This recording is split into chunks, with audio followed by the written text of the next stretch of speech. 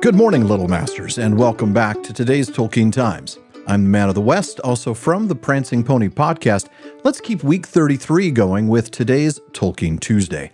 Now, this entire series, we've been looking at the revised and expanded edition of Tolkien's letters, edited by Humphrey Carpenter and Christopher Tolkien. It's time to keep going as I share and discuss some of the new content found only in this new edition of the volume.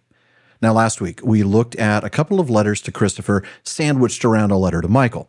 The star of the show, though, had to be good old Dr. Robert Havard, Honest Humphrey, the Noble Doctor, the Red Admiral, or the Useless Quack, to have been one of the friends in orbit around the Inklings during that time. We also enjoyed a bit of Tolkien's relationship advice, as well as some poignant words about Christopher's service as he prepared for training as an RAF pilot. Now, this time, we'll look at a few letters sent to Christopher in the autumn of 1943. These are a bit shorter, so we're going to go through quite a few, I'd imagine. Let's start with letter 49B. This was written about a month after the letter that we wrapped up with last week. That was the one where Professor Tolkien told his son that one may find patriotism and even duty fail when love of one's own folk will endure. Now, by this time, Christopher had been transferred to Stratford-upon-Avon, and Tolkien, along with Edith and Priscilla, had been able to visit him in person over the preceding weekend. Tolkien speaks about the church that they'd attended, Collegiate Church, and how it was really worth a visit.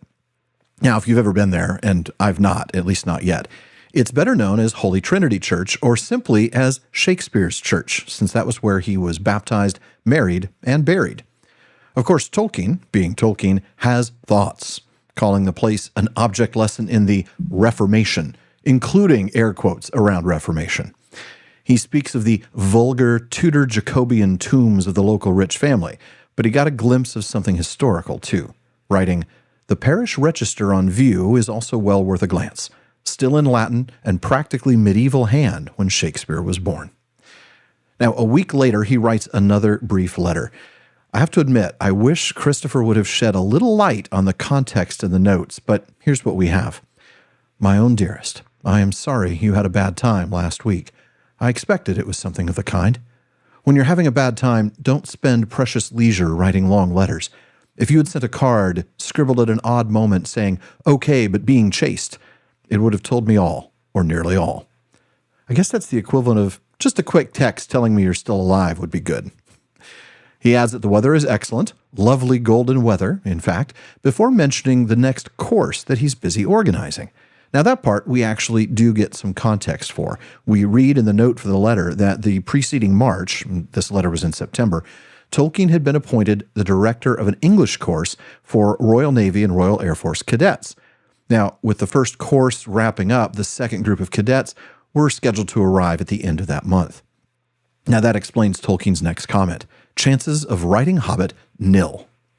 Now, as this was 1943 and the book was already into its third impression, this refers to Tolkien's retconning of The Hobbit to fit the events of The Lord of the Rings. As John Ratliff says in the chapter The 1947 Hobbit in his The History of the Hobbit, the material created around 1944 while working on The Lord of the Rings and sent to Allen and Unwin in 1947 as a way to bring the earlier book into harmony with its sequel marks the first of a sequence of revisioning that led first to the second edition of The Hobbit, 1951, then to The Quest of Erebor, 1954, and then finally to the 1960 Hobbit. Now, that's the more modern rewrite that Tolkien never completed. Now, with that squared, let's go back to the letter just in time for the professor to tell Christopher, "Apples galore, pears soon. Would you like some?" So apparently, even back then, parents were fond of getting rid of their extra fruit from the fruit trees by, dishing them off onto their kids. You could tell that's happened, right? So letters 49D and 49E are even shorter. In letter 49D, which was written less than a week after 49C, Tolkien mentions having a lot of work already organizing his next English course, saying that it looks like he'll have around 40 cadets. And he has some social engagements connected to this, or he should. He writes, "I have to attend the passing out parade of the Royal Navy tomorrow, and am invited to the squadron smoking concert in the evening at 8:15. The latter will, I imagine, hardly be suitable to my years. I may go and see the Inklings, including Hugo D. That's Hugo Dyson, instead."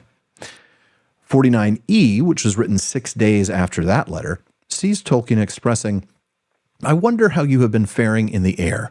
I have been very busy on the ground, chores and letters," before lamenting, "No pubs lately." Now, finally, we'll get to letter 51A before wrapping it up for Series 4.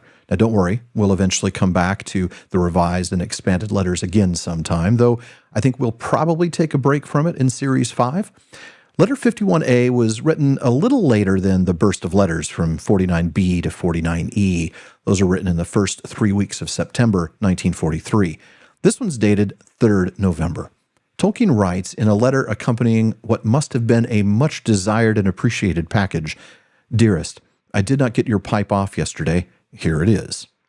He adds that he and Edith had recently received a long letter from Christopher and that they were comforted to know that you have patches of decent life. He adds, "I had always heard that the RAF on the ground had patches of disgraceful inefficiency, easily amendable and wholly unnecessary and purposeless, of course.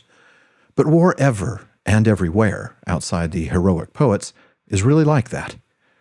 He counsels Christopher to sursum corda, which is Latin for lift up your heart, and advises him, in dealing with what he calls the seemingly degraded fellow men in his unit, to suspend judgment, or at least the feeling of contempt, of the drain mind and chinless oaf. One finds, often not always, that their chinlessness does not necessarily go from face to heart. Now, come on, Professor. Not everybody can be Faramir. Folks, that wraps it up for this week's Tolkien Tuesday. Be sure to join me again when I start Series 5 after the 2-week break to see just what I'll talk about for the next couple of months.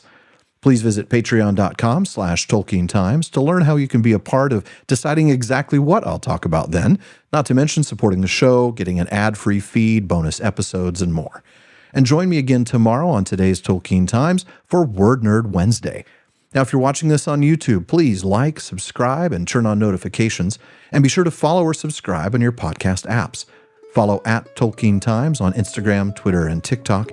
And finally, as Faramir says, go with the goodwill of all good men.